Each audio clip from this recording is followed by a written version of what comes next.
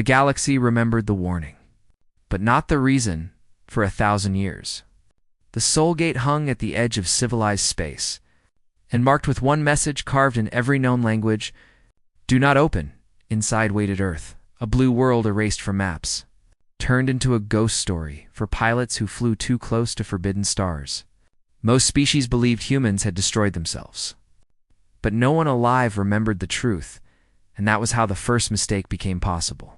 The gate was opened by Prince Callan of the Arath Dominion, a ruler young enough to hate old rules and proud enough to think every warning was cowardice. His empire was losing a border war against the insectoid Varn, and his admirals needed a miracle, deep inside, a forgotten archive. Callan found records of Earth's impossible victories. Human armies breaking fleets 10 times their size. Human engineers turning moons into shields. Human commanders refusing surrender after oxygen ran out. He did not see a prison, he saw a weapon, so he ordered the Soul Gate unlocked. Across the galaxy, ancient alarms woke screaming. At first, nothing came through, only silence, blue light, and a transmission older than kingdoms. "This is Earth's quarantine control. State your emergency." Callan smiled before every camera and answered, "Humanity, by authority of the Arath throne, you are released to serve. My enemies are now your enemies." There was a pause, deep enough to feel like a grave opening, then a calm human woman answered, "We do not serve thrones, Prince. We answer emergencies. Explain who is in danger." That was the first sign that the prison had never been built to hold monsters. Callan lied. He said the Varn had invaded peaceful colonies, burned nurseries, slaughtered civilians, and begged Earth to send warships. He expected rage, because every ancient record said humans were violently protective. Instead, Earth asked for evidence. The prince sent forged images, edited casualty lists, and false distress calls. Then he waited for humanity to explode into the war like a released beast. But Earth had spent 1,000 years learning the difference between anger and truth. Within minutes, human analysts found the cuts, the missing shadows, the recycled screams. The second transmission was colder. "Prince Callan, why are you trying to aim us?" On every council world, scholars fought to recover the old isolation files. Fragments returned piece by piece. Earth had not been imprisoned by the galaxy. Earth had sealed itself away after the Mercy Wars back then. Humanity discovered that every empire solved crisis by sacrifice, abandoning weak colonies, sterilizing infected worlds, starving refugees to preserve trade routes. Humans refused. They rescued everywhere, broke blockades, overthrew slavers, cured plagues, and each rescue started wars not because humans loved war, but because they would not let rulers calculate innocent lives as acceptable loss. Then came the event that made the galaxy beg Earth to stop. The dying moon of Reth held 2 billion plague victims.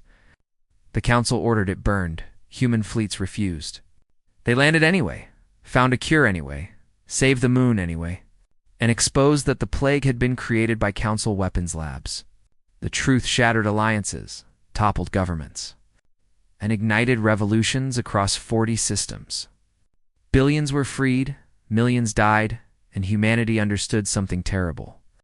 Their mercy was powerful enough to break civilizations built on cruelty.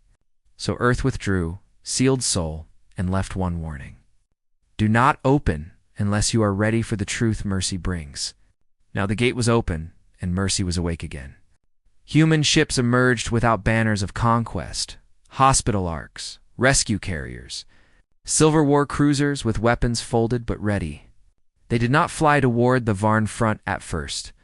They flew toward Earth's space, toward colonies Callan had hidden from his own people. Mining worlds where workers were chained to debt machines. Camps where food was locked behind loyalty oaths. Border planets stripped bare to fund royal fleets. The prince shouted that Earth had betrayed him. The human commander, Admiral Roosevelt, appeared on every screen and said, "No, Prince. You accidentally invited witnesses." That line became the spark that burned an empire without burning its cities. Earth released everything: real distress calls, forged war footage, prison coordinates, names of children conscripted into factories.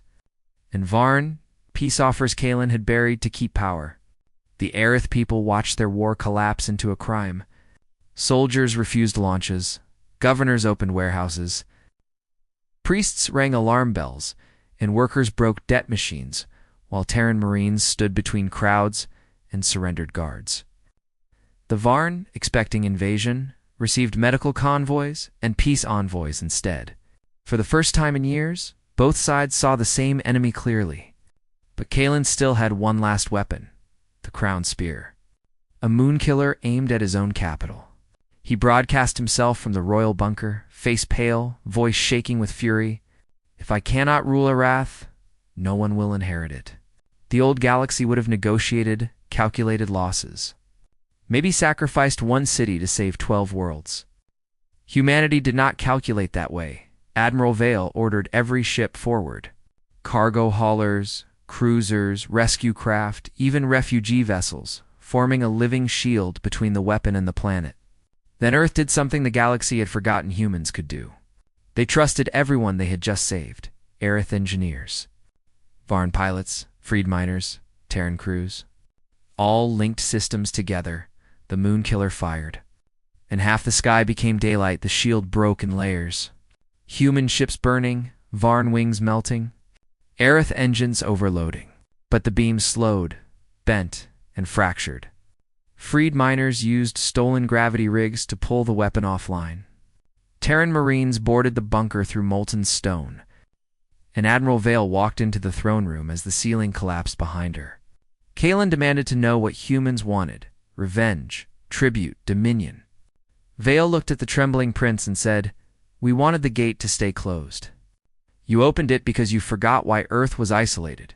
Now remember, by the next sunrise."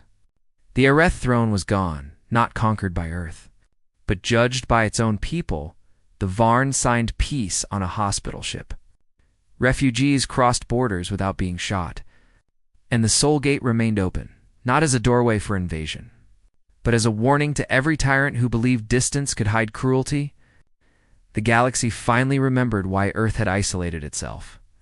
Not because humans were monsters, but because when they saw suffering, they could not look away, and when they found the truth, they did not ask permission to save anyone.